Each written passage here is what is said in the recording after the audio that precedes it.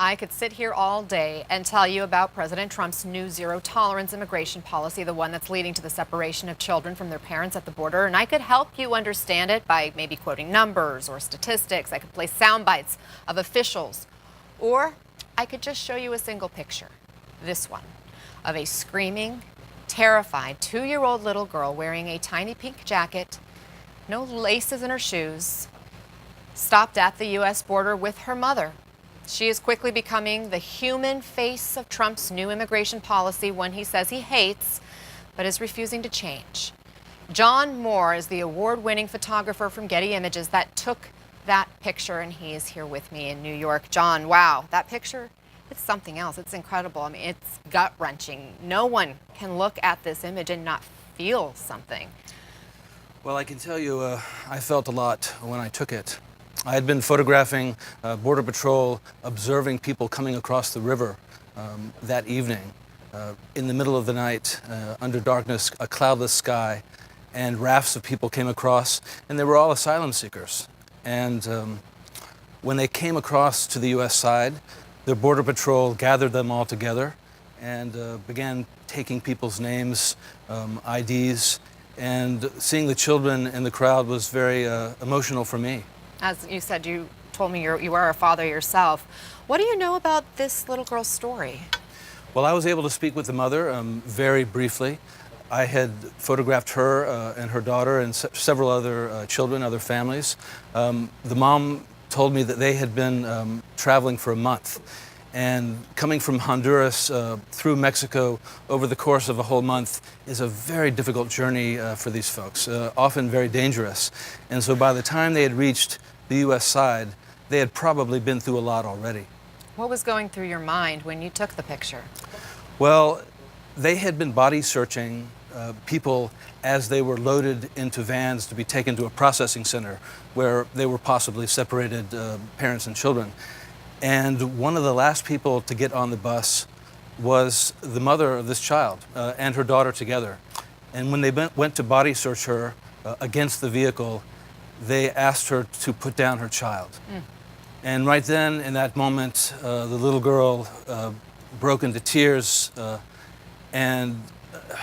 You know, it's not unusual for toddlers in any circumstance to have separation anxiety, but I think this particular situation with the separation of families leads and gives a new meaning to that phrase. Oh gosh, I mean, that picture, it makes us all get tears in our eyes. It's so hard to see her crying and seeming so desperate. When you took that picture, did you know it was something special, that it could become a defining image of this moment in history?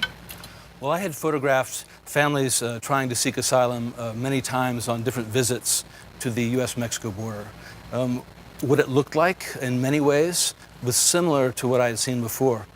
And I think the families there, they had no idea that they would soon be separated from their children. I could tell they weren't up on the recent news. They'd been traveling in difficult conditions. But I knew what was going to happen next. And for me to take these pictures, scenes that I'd seen before, but with the knowledge that these parents and their children would soon be in separate detention facilities, made it hard for me personally, as a journalist, as a human being, and especially as a father. The Daily News used your picture on its cover. This picture has also gone viral all over the internet. Hard to find anybody who hasn't seen it. It wrote, "Callous, soulless, craven, Trump." The Daily News wrote those words. What words came to your mind? Well, for me, it was very simple. It was just sad. When I took this picture, I had very little time. When they body searched her mother, it happened only over maybe 10 seconds. I had to quickly move into position, take a knee, and get on the child's level. I had very few pictures before they finished, and they were bundled into a van and driven off. And so as I finished taking these photographs, I had to stop and take a few breaths. I was sort of overcome with emotion myself. But then it was over, and they drove away. Do you know what happened to her? I wish I knew. They don't tell you in that moment where they're going to be taken, and the process of separation of families happens away from the lenses. I was able to see about as close as one can get to what it really looks like. You know, this picture, it reminds me of some of these other iconic images related to other horrific moments. I think of the naked girl in Vietnam. I think of the Syrian child who washed ashore on the beach. As an award-winning photographer who has covered not just the immigration side of things, but other, humanitarian crises. I know you covered Ebola, you've covered wars. What do you make of this current situation here? Well, I think what we have on the border right now is it's very, very difficult for most Americans to imagine that children and their parents are being separated in the way that they are. I think for Border Patrol agents, they see that this is just doing their jobs. But of course, doing their jobs right now is different from doing their jobs under President Obama. Under Trump, it's a completely different policy, and we're seeing what's happening now. Do you find them affected as well? For most Border Patrol agents, many of them have compassion for asylum seekers, and others sometimes find it tedious processing so many people.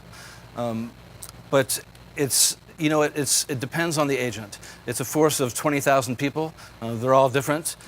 They follow orders, and when they're given the orders that they're given now, they follow them.